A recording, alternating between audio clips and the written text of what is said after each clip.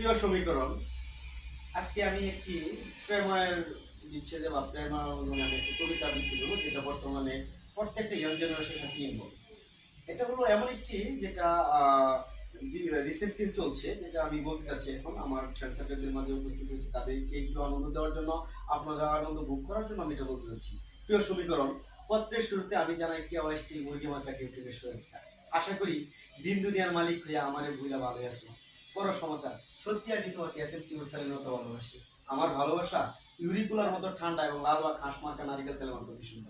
আমার ভালোবাসা গাজী টায়ার টিউবের মতো মজবুত এবং শক্ত, যা সহজে মুসকিবেও না, ভাঙবেও না।